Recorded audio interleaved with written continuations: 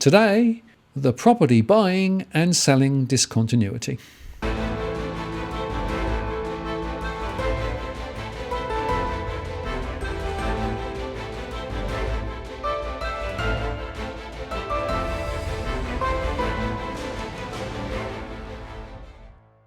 Hello again, it's Martin North from Digital Finance Analytics. Welcome to the latest post covering finance and property news with a distinctively Australian flavour.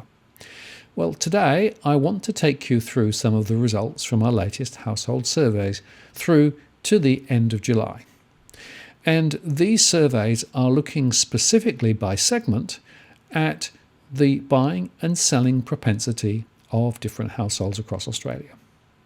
And there's some quite interesting stuff going on. Some segments look a little bit more positive than previously, others less so. And so we're going to pull it apart and see what this means for the market overall. Now, it's worth saying that this is based on our 52,000 households in our rolling surveys.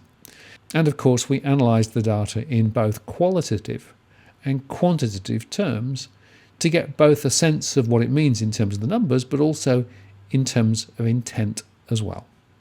So to start with, let's look at our various segments and consider it in terms of those who are in the owner-occupied segment, those who are in the investor segment, and those who may be superannuation investors. And our first segment are the want to buys. These are people who have not yet committed or indeed are able to commit to buy, but have a significant interest in so doing. And there's nearly 1.6 million households in Australia in that category. Then we have first-time buyers who are actively involved in trying to find a property. They may well be saving quite hard, and there are around 350,000 of those currently across Australia. We have another big group, more than 600,000, who are refinancers. These are people in an existing property with a mortgage and considering and searching out a very good deal to refinance their loans, but are not interested in moving from one property to another. Then we have property holders. These are people who have properties but have no interest in buying or selling, nor indeed changing their mortgage arrangements if they're borrowing. There are nearly 800,000 of those. Then we have uptraders. These are households with property who are looking to buy upmarket. In other words, to sell what they have now and to buy something bigger. And there's around 1 million of those across Australia. Our next segment are down traders, and there are about 1.2 million of those across Australia. And down traders are people with property, sometimes with a mortgage, who are looking to sell and to buy something smaller possibly, but certainly to release equity. And down traders tend to be older households, perhaps thinking of retiring or moving into retirement quite soon, and as a result, they want to use that equity to repay the mortgage and potentially generate an income for later. And then we have those households who are only holding investment properties. We call those solo investors, and solo investors have 1 or 2 properties for investment purposes. And there are just over 900,000 of solo investors across Australia. And finally, then, we have our portfolio investors, and there are just below 200,000 portfolio investors across the country.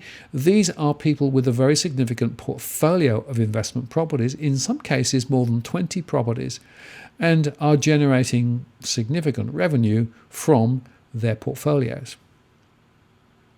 And you can see from the colour coding that the owner-occupied base is the largest, but the property investment is a considerable proportion as well, and those investing via superannuation is a relatively small proportion.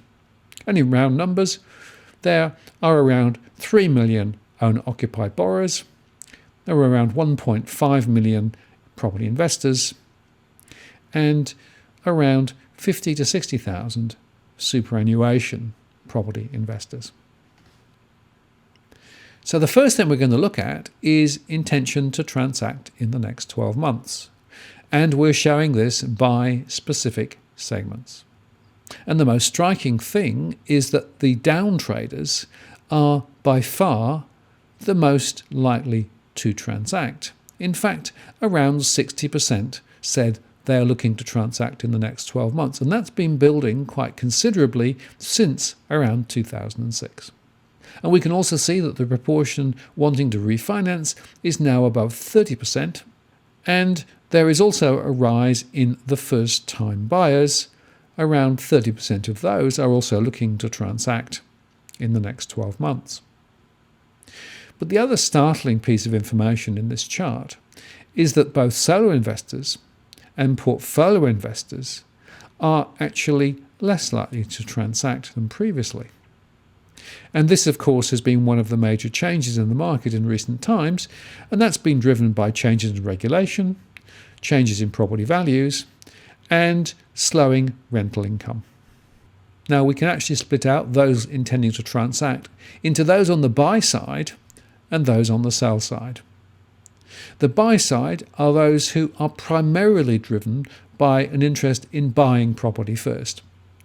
And the most significant segment there are first-time buyers, not surprisingly perhaps because of course they won't have property to sell first and are looking to get into the market. The down traders are also showing up there because of course they are looking to exit, but may also need to buy a smaller property to be able to find somewhere to live subsequently. And then it's worth noting that the investors are pretty much not on the buy side. So there isn't much evidence yet that property investors are coming back into the market anytime soon. And the up traders are still there, around 5%, but are not particularly active relative to those other segments. Now, if we look at the sell side, we can see there that the down traders are definitely driving the story.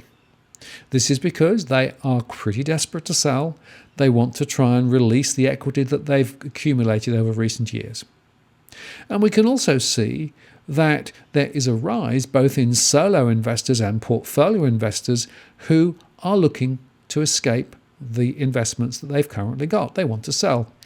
And as we'll discuss later as we get into the drivers, one of the reasons is the switch from interest only to principal and interest, the fact that capital values are not rising, and that rental streams are also weakening.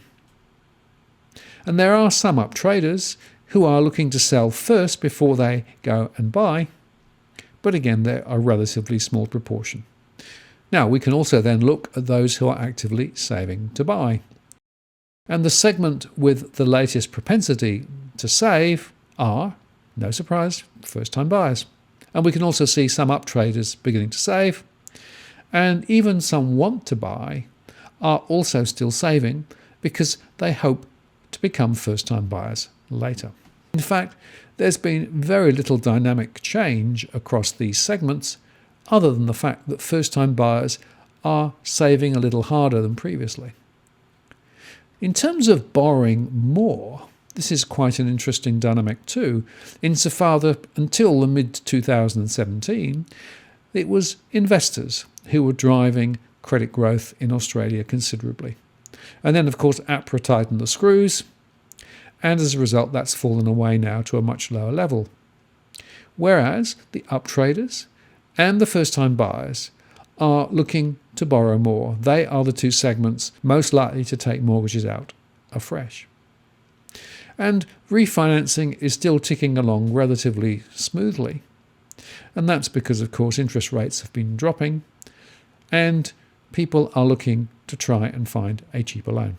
Now, the next thing to look at is house price expectations in the next 12 months. And specifically, we asked whether they think prices will rise. There was a very significant collapse in optimism about home prices through till about March and April time this year. But that has now recovered to some extent, and it's interesting that portfolio investors are by far the most excited about home price rises in the next 12 months. But we can see pretty much across all segments there are more positive than previously. But of course, the level of enthusiasm is significantly lower compared with 2016-2017. So this tells us that there's a long way to go before the market is likely to behave as it did a few years back. The biggest barriers to purchase from those who are wanting to buy but haven't yet is actually, firstly, the availability of finance, although that has eased back slightly in the last few months. The fact that the costs of living continue to rise, and that home prices are still too high. And you can look at this in current terms, so this is the last month's data, and 36% say it's availability of finance that's the problem, 25% say it's the cost of living, 7% say it's transaction costs, and 25% say that home prices are still too high. In terms of those who are going to use a mortgage broker, there hasn't really been all that much movement in recent times, although investors are a little less likely to use them than previously simply because they're less likely to transact. And one other point of note is that first-time buyers are a little less likely now to go to a mortgage broker than previously, whereas refinancers are a little more likely to go to a mortgage broker compared with 2016 and 17. And first-time buyers are being driven by a range of factors, but the most significant seems to be now to find a place to live. Previously, there was a significant proportion who were thinking about creating future capital growth. That has gone away, relatively speaking. But there's also an interest in taking advantage of the first home owner grants. That's continuing to rise. Around 10% are registering that. And also to get some tax advantage. And it's also worth noting that in some cases it's because it's a newly formed family, or it's cheaper than renting, although the cheaper than renting continues to decline at around 3%. The other one that's worth noting is the greater security that people regard there is when they own their own place rather than renting. And that still is registering around 15%. And just to look at the current motivations, 29% say they want to buy for a place to live, 15% for greater security, 12% for newly formed families, 13% to take advantage of the first homeowner grant. That may be relevant next year, of course, with the new ones coming in at the federal level. To get some tax advantage, 12%, cheaper than renting, 3%. And to capture future capital growth, it's still sitting at 16% even now. Talking to first-time buyers, the biggest barriers to purchase remains the question of finance availability. The fact that home prices are now easing a little has tended to reduce the concerns about home prices being too high, but the cost of living is spiking up, and so that is becoming a very significant element now, with more than 25% of households recording that as a significant issue for them. And we can look at that in terms of the current snapshot, with availability of finance recording around 40%, the cost of living at around 24%, and home prices too high at 26%. The fear of unemployment is at 4.8%, and that's higher than it has been. And it's also worth noting that interest rate rises, which were registering very strongly previously, have now all but dissipated simply because of the fact that rates are now on the way down rather than the way up. Now, the other interesting question about first-time buyers is, where are they looking to buy? And we can see that suburban units, city edge units, and city centre units still do show, although in fact there's been a little bit of an easing compared with other properties. And we can track that on this chart, which shows the relative split in terms of types of property, and there are still some who are not sure about what to go for. Now turning to those who are refinancing, why are they wanting to refinance is the question we ask, and we can see that reducing the monthly repayment at nearly 50% is by far the most significant reason to refinance. In some cases, there's also the need to withdraw extra capital and also to seek out a better rate. It's also worth noting that the poor performance of lenders in terms of the service they provide hardly gets a mention as a reason to refinance. Now let's look at up traders. And here we can see currently 41% are looking to trade up to get more space, 22% for property investment, 20% for lifestyle change, and 16% moving with the job. And the reasons why up traders are purchasing over time shows us that once again, it's for more space that takes the lead, with nearly 40% recording that as the prime reason. The notion of property investment, which of course was quite significant previously because of the capital appreciation, has faded away, and that gives a bit more space for lifestyle change and also move with job. Now turning to down traders, their motivations are quite different. 30% are wanting to down trade for increased convenience. That could be being closer to town, a smaller garden, or a smaller property. But 50% want to release capital for retirement. 10% are moving because of illness or death of spouse, and 6% because they want to switch to an investment property. Only 1% registered relating to unemployment. Now, if you look at down traders and why they want to transact, it's clear that the most significant element is actually releasing capital, with about 50% saying they want to release capital. There's also the increased convenient element, which is around 30%, and the illness or death of spouse continues to sit at around 10%, so that's still a factor. But the switch to an investment property has really decayed away to around 5% from a peak of more than 25% back in 2017. So now let's look at solo investors and why they might want to transact now, remembering that not many are so doing. And the question of tax-efficient investment and getting better returns on deposits are leading the way. Both of those registered around 40%. Better returns than stocks was significantly lower, about 6%. And appreciating property values, which had been quite a significant element if you go back to 2014 and 15, well, it dropped right back in 2019 in March, but is up now to about 7%. So they have a bit of a view that property prices may be rising ahead.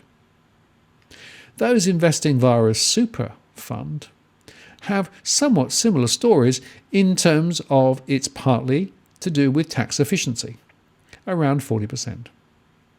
But there are also other factors like the leverage that they can create from so doing, and also better returns than deposits, and even things like low finance rates are part of the reason why people are transacting. But I do think it's significant that the appreciating property element is significantly lower than it was back in 2016 and 17. And just while we're talking about superannuation funds, it's interesting to see where super trustees seek advice with regard to their portfolios. And internet forums and internet sites now register at 25%, one of the most significant sources. Whereas those getting advice from mortgage brokers seem to be falling away. Perhaps that's a result of the Royal Commission. And accountants are providing some advice, as are real estate agents and financial planners. But the thing that surprises me consistently is how many super trustees are getting advice from the internet. Now, it's also worth just looking at the main drivers around purchases. So here we can see that it is the blue, the price, which is the most significant driver when you make a decision to purchase. Now, there's things like brand and flexibility, particularly if you're a portfolio investor, and loyalty a little bit, but really, frankly, households are driven by the price of the mortgages that they can get at the moment. And it's also worth noting that in terms of the share of self-managed super funds in property, there's quite a variation, but some have a considerable proportion of their assets, 80% plus, but most are in the 30 to 40, 40 to 50 range, which is probably reasonably sensible, bearing in mind that you don't want the whole of your super fund leveraged to the property sector.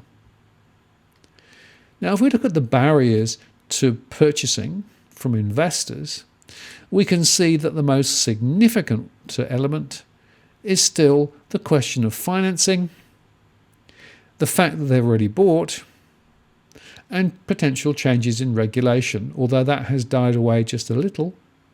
And we can also see that whereas earlier in the year there was a strong expectation that interest rates would rise, that has pretty much evaporated now completely. And if we look at all investors' motivations for purchasing, we can see that the low finance rates and the tax efficiency are both significant, as are the better returns than deposits. But the appreciating property values have slid considerably. It's now sitting at around 13%. And essentially, property investors are less convinced than they were about the value of investing in property. So that's given you a bit of a rundown of what we've seen. Let me try and put it together briefly. I think we're in the situation now where in some locations there is less supply of property than demand for property, particularly in close to Sydney and Melbourne, particularly houses, and particularly those who are looking to buy into the market, first-time buyers, or trade up. On the other hand, it seems to me that from the data here, as you go further out into the urban fringe, there is significantly more property available than people wanting to buy it. And we know from our surveys that people are going to be listing their properties over the next 2 to 3 months to try and attract prospective purchasers. So it'll be interesting to see how those two dynamics play out. In a way, I suspect we will end up with greater supply of property, but not necessarily demand. Investors are still not really coming back into the market at the moment, and they've been a very significant element. And in fact, if you put it together, you could argue that investors will be seeking to sell into any rise, and the greater fools will potentially be first-time buyers and those trading up. But the most interesting segment in this analysis, in my view, are the down traders, who are considerably concerned now about the need to sell, to release capital before things get worse. And I suspect that we will see many down traders desperate to sell and will be cutting their prices. And if you put that together, any slight rise in property prices in the next few months will likely dissipate quite quickly. There is nothing in this data that I've seen that would suggest that we are likely to return to the booming home price growth that we had up until quite recently. The next piece of data coming out, of course, will be the credit growth numbers on Friday, and it may well be that we see them upturn slightly relative to previously, but I still don't think that's going to be enough to change my view, my central view, that property prices may move up slightly over the next 2 to 3 months, go sideways, but then fall again through 2020. I'm Martin North from Digital Finance Analytics. Many thanks for watching, and I'll see you again next time.